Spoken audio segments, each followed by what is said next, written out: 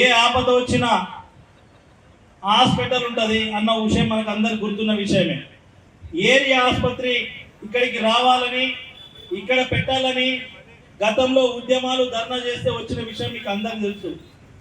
వచ్చిన తర్వాత ఎక్కడ కూడా అక్కడ నిరాహార దీక్ష తీసి పెద్దలు నాగరావన్న గారు డాక్టర్లను చెప్పించిన చరిత్ర మనం మరవకూడదు. అలాగే జిల్లాలు 31 అనౌన్స్ అయినవి, ఎక్కడ కూడా జిల్లాలు ఇస్తలేరు, కేసీఆర్ జిల్లాలు అయిపోయినవి అన్నప్పుడు భారతీయ జనతా పార్టీ అన్ని జిల్లాల తర్వాత ఉన్నటువంటి మన నారాయణపేటకి ఎందుకు జిల్లా రాదని జిల్లా సాధన కొరకి ఇక్కడనే కూడా నారాయణపేటని 2-3 నెలలు బంద్ ప్రకటించి జిల్లాని సాధించిన చరిత్ర ఏదైనా ఉందంటే అది భారతీయ జనతా పార్టీ అన్న విషయం మరొక.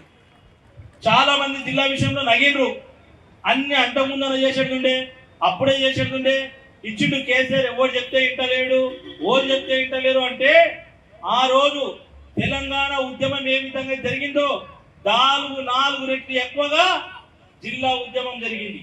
ఆ జిల్లా ఉద్యమంలో కనీసం తాగడానికి నీళ్లు దొరకలేదు, ఛాయ్ కూడా దొరకలేదు. వాళ్ళందరూ కూడా స్వచ్ఛందంగా బంద్ చేసి జిల్లా సాధించుకున్న చరిత్ర ఈ నారాయణపేట ప్రజలది, సాధించిన చరిత్ర ఈ భారతీయ జనతా పార్టీది. అదే నంబడే ఇక్కడ మనమందరం ఒక స్పష్టత గుర్తుపెట్టుకోలే, ఏరియా ఆసుపత్రి సపరేటు, జిల్లా ఆసుపత్రి సపరేటు. కానీ ఇక్కడ ఉన్నటువంటి ఏరియా ఆసుపత్రిని కూడా జిల్లా ఆసుపత్రికి తరలించింది. గౌరవనీయులు పెద్దలు ఎమ్మెల్యే చిట్లపాణి పన్నికమ్మ గారు గుర్తుపెట్టుకోవాల్సిన విషయం ఏంటంటే, వారు డాక్టర్ కాబట్టి వారికి ఒక మా మనవి, ఇక్కడ కనీసం ఒక 2-3 డాక్టర్లు పెట్టకుండా, ఓపీలు పెట్టకుండా అక్కడికి తరలించడం ఎంతవరకు సమంజసం మీరు కూడా ఒక్కసారి ఆలోచించాలని తెలియజేసుకుంటున్నాను. హాస్పిటల్ ఓపెనింగ్ చేయాలి, మహిళలకి పిల్లలకి అందరికి అందుబాటులో ఉండి బస్సులు అందుబాటులో ఉండాలి. మరి అక్కడ కూడా ఏవైతే డిస్ట్రిక్ట్ హాస్పిటల్లో వసతులు లేవో గౌరవనీయ ముఖ్యమంత్రి గారు ఓపెనింగ్ వస్తే ఒక ఊరికే రోడ్ వేస్తారు, కానీ ఓపెనింగ్ కి ఎమ్మెల్యే పోతుంది, ఓపెనింగ్ కి మంత్రులు పోతారు, ఓపెనింగ్ కి కలెక్టర్ పోతారు, ఓపెనింగ్ కి సీఎం వస్తాడు. కానీ బస్ స్టాండ్ రోడ్డు నుండి ఆ మెడికల్ కాలేజ్ కాడికి 1/2 కిలోమీటర్ రోడ్ దుస్థితిలో ఏదైనా ఉందంటే అది కాంగ్రెస్ ప్రభుత్వం అన్న విషయాన్ని మరవకూడదు. మరి రేపు రోడ్ వేయాలి, అక్కడ కూడా లైట్ వేయాలి. మరి రోడ్ దగ్గర నుండి బస్ స్టాండ్ వరకు కూడా మెడికల్ హాస్పిటల్ వరకు కూడా ఎలక్ట్రికల్ వెహికల్స్ కూడా అందుబాటులో ఉంచి అక్కడ దిగిన పేషెంట్లని వాళ్ళ ఎంబడి వచ్చిన వాళ్ళందరూ కూడా ఆ రోడ్డు నుండి హాస్పిటల్ వరకు తీసుకుపోయే వాహన సౌకర్యాలు కూడా కల్పించాలని డిమాండ్ చేస్తున్నాం.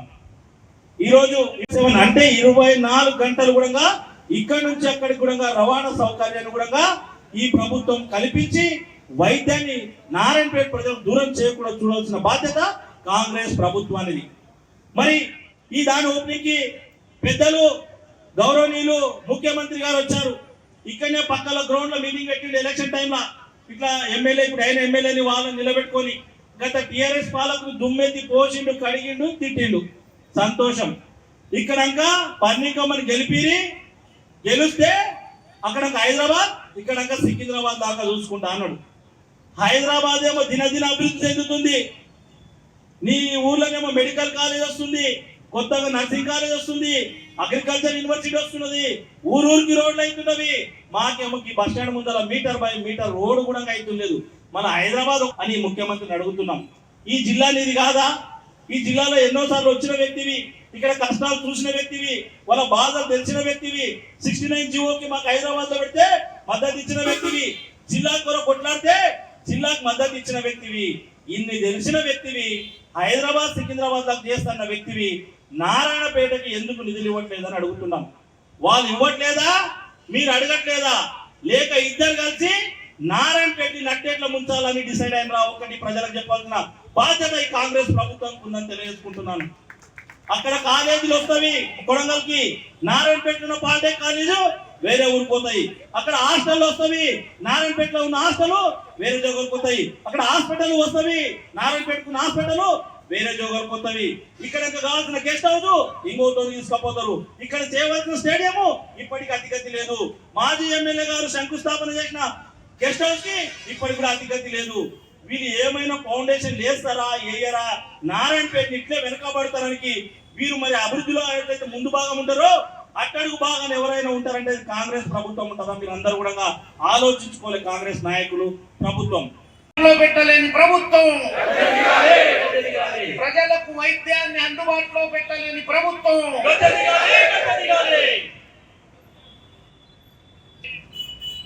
రాష్ట్ర నాయకులు, కార్యవర్గ సభ్యులు రతన్ పాల్ రెడ్డి గారు, అదేవిధంగా మిత్రుడు భారతీయ జనతా పార్టీ మాజీ అధ్యక్షులు, అదేవిధంగా రాజకీయం చేస్తున్నది, రాబోయే ఎలక్షన్లు ఉన్నాయని చెప్పేసి నేను మనవి చేస్తున్నా. భారతీయ జనతా పార్టీ రాజకీయ పార్టీ, ప్రజల కోసం, ప్రజలకు ఇబ్బంది కలిగితే ప్రజల అండగా నిలబడి ప్రభుత్వం నడుములు వంచైనా ప్రజలకు మేము న్యాయం జరిగే విధంగా చూసే పార్టీ భారతీయ జనతా పార్టీ.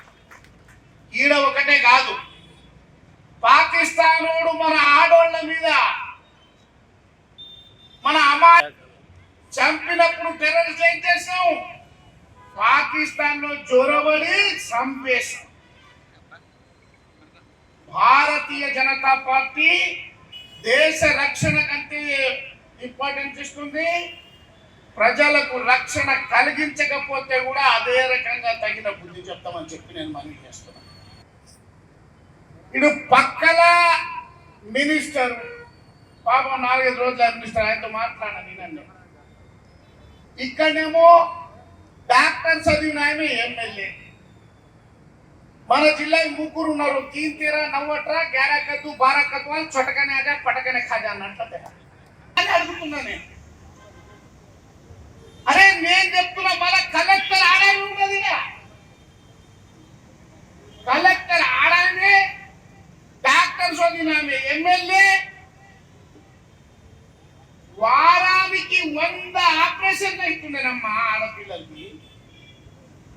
వారానికి 100 ఆపరేషన్లు, నెలకు 13 రోజులైంది షిఫ్ట్ చేసింది ఇక్కడ దవాఖాన. 4 ఆపరేషన్లు కూడా కాలే. అతి లేదు గతి లేదాడా?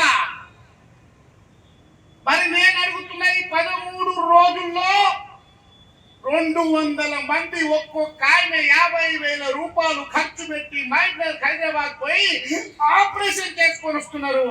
మీ ఎమ్మెల్యేకు, కలెక్టర్కు ఉసురు ముట్టగా అని చెప్పి నేను మనవి చేస్తున్నా. అదే ఆడాన్ని కడుపులో పిల్లలు పెట్టుకొని తిరుగుతున్నది స్కానింగ్ కోసం. 60,000 జనాభా ఉన్నటువంటి నారాయణపేట మీకు కనిపిస్తలేదా? నారాయణపేట వాళ్ళు పనికిరాను కొడుకోవాలనుకుంటున్నారా మీరు? బాధ కలుగుతుంది. చిన్న దెబ్బ తగిలితే వాడు 600 రూపాయలు పెట్టుకొని ఆటోలో ఆడిపోయి వచ్చి 6 రూపాయల గోళీలు తీసుకొని రావాలి. ఇది డాక్టర్ ఉన్న ఎమ్మెల్యే చేస్తున్న సాయం. మనం కరపత్రం తీసుడు కాంగ్రెస్ వాడు ఒకటి సంతోషిస్తున్నారు, చాలా చేసిందంటే వాళ్ళు. ప్రతిపక్షాలతో సరేసరికి అన్ని చేసుడు మంచిగా నాయనా. నేను అడుగుతున్నా, మీ ఎమ్మెల్యే చక్కగా ఉంటే అగ్రికల్చర్ పాలిటెక్నిక్ కాలేజ్ పాలెం వెళ్ళిపోతుంది. 4 కోట్ల రూపాయలు పెట్టి 2022 కేటాయించి ఫౌండేషన్ వేసి ఏది గెస్ట్ హౌస్ కోసం ఆ 4 కోట్ల రూపాయలు కొడంగల్ తీసుకొని పాయి. 20 కోట్ల రూపాయలు పెట్టి బంగారు తుప్పలకు సముదాయం చేస్తాను. ఎవరు తినరు నాకు అర్థం లేదు, అది బంద్ అయిపోయాయి. ఇక్కడ పక్కన దీంట్లో స్టేడియం చేస్తాం. పిల్లలకు ఆడుకుని జోర్దార్ 4.5 కోట్ల రూపాయలు శాంక్షన్.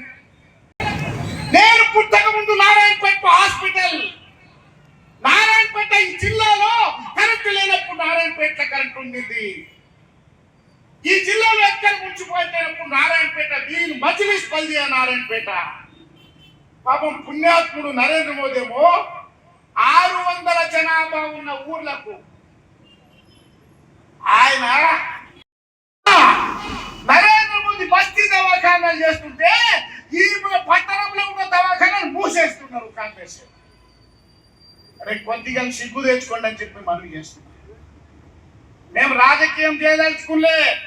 రాజకీయ ఎలక్షన్ ఉన్నప్పుడు మా సత్యంతో చూపెట్టాం, మా ఎంపీ గారిని గెలిపించుకుంటాం. రేపు కూడా అన్ని కల్పించుకున్నాం. మీకు ఆడబెట్టాను ఆడబెట్టాం. దేశం మొత్తంలో 22 రాష్ట్రాలు ఖతమైపోయింది. మిగిలిన 2 చోట్ల ఉన్నది, అది కూడా జూటా వాగ్దానాలు చెప్పి మిగిలినరు. మీరు మిగిలినని చెప్పని ఎందుకు చేస్తున్నామయ్యా? అదే అక్కడ గవర్నమెంట్ మీరు బాగా ఆలోచించాలి. జిల్లా అయిన తర్వాత జిల్లా ఆసుపత్రి గడ్డ మీద బలి తీసుకొని పోయినండి. మంచిది చేయమన్నాం మేము. ఇది ఏరియా హాస్పిటల్, జిల్లా హాస్పిటల్ బోర్డు పెట్టింది. అది 250 పడకల ఆసుపత్రి. ఇక్కడ 9 డిపార్ట్మెంట్లు ఉంటాయి, ఆడ 34 డిపార్ట్మెంట్లు ఉంటాయి. ఆడ చేస్తే చేయమన్నాం. కేంద్ర ప్రభుత్వం 66 కోట్లు ఇచ్చింది. అదే పైసలతోనే కట్టిన బిల్డింగ్. ఈ రాష్ట్రం ఒక్క పైసలు ట్యాక్స్ పెట్టుకోండి. పైసలు రాలేవు, కాంట్రాక్టర్ కట్టలేదు, వేరే బిల్డింగ్ లేదు కూడా. సరే మంచిది అన్నాం. మళ్ళా మెడికల్ కాలేజ్ వచ్చింది అన్నారు. ఆ మెడికల్ కాలేజ్ దాన్నే చేస్తామన్నారు. చేయమన్నాం. ఎందుకు నారాయణపేటకు వచ్చిన మెడికల్ కాలేజ్ పోరా. ఇండియా పాకిస్తాన్ తాజా అప్డేట్స్ కోసం డౌన్లోడ్ చేసుకోండి RTV లైవ్ యాప్.